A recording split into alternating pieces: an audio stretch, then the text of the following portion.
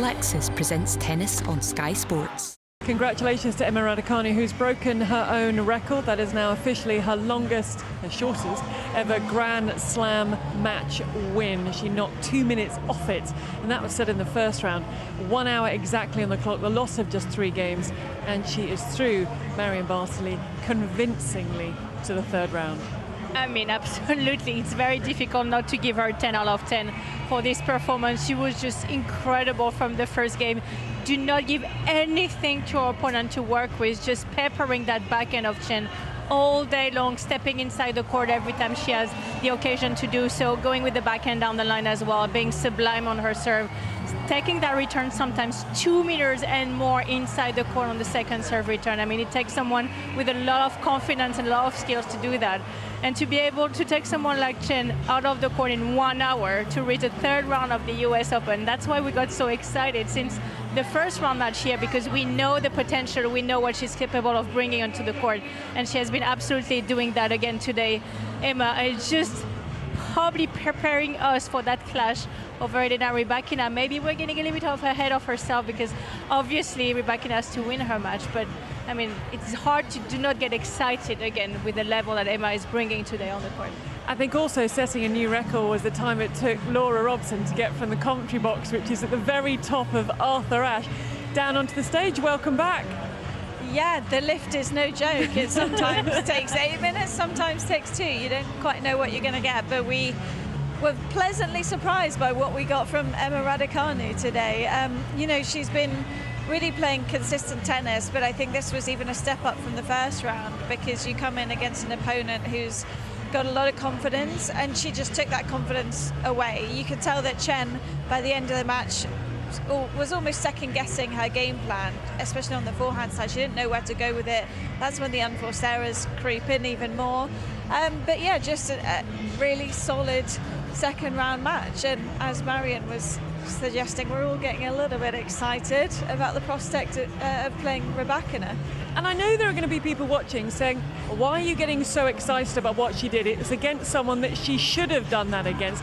I think it's more the level that she brought and the consistency that she showed. No, absolutely. It's more the branding of tennis she's bringing to the court. There is a way to play a match, and for me to see her being that aggressive reminds me her top tennis level.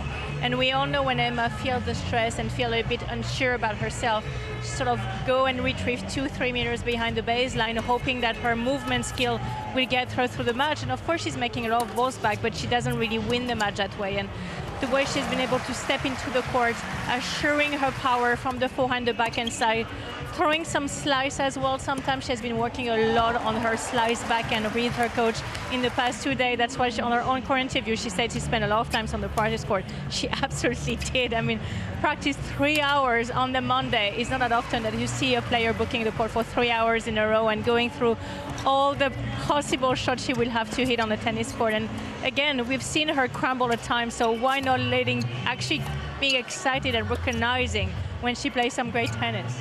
The words relentless and suffocating were used throughout the match to describe her performance. Yeah, that's exactly what happened. You know, you see Raducanu unleash on her forehand side to the Tjen backhand, but then the immediate response was to keep moving forward. So that momentum was carried through shot after shot. At one point, she was hitting a second serve return 2 meters inside the baseline, but the average from that moment was about 1.2 meters. So if you're the server in that situation, you're already trying to split step backwards. So you're just feeling this immediate pressure from the first point of the rally. And then Emma had probably one of her best serving days of the year. It's not often that you're hitting 80% first serves in at the speeds in which she was going for, and at the placement she was going for as well. It was all 4 corners, a really nice mix of the flat one and the slice ball, and it still felt like it was high percentage for her as well. It didn't feel like she was going for all out first serve, you know, numbers, and yeah, it feels like she could do that again and again. But and there was no drop off in the second. None at all. She was in control. She was in control of everything she was doing, and I think for her now she has found actually the way she liked to play the points. I think for many years after winning the title, she was not quite sure what was exactly her game style, what her her DNA when she was stepping on the court. The identity of play was a bit unsure, and I think, as Laura has mentioned, to be able to take that return 2 meters inside the baseline and often 1 meter plus inside the baseline. That means, first of all, you were doing it a lot on the practice course because it takes a lot of skills.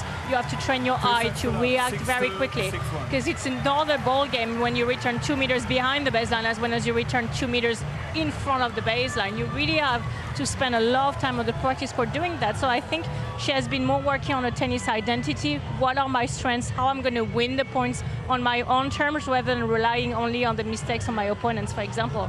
And you need that when you step on the court against someone like Sabalenka, Rybakina, you need to know what ultimately would take you through the line. And I think it's so clear now what she's trying to do. Maybe sometimes it's not going to work out perfectly as it is today, but I think ultimately that's what will get her back to where she belongs, which I believe is close to top 10, not to say inside the top 10.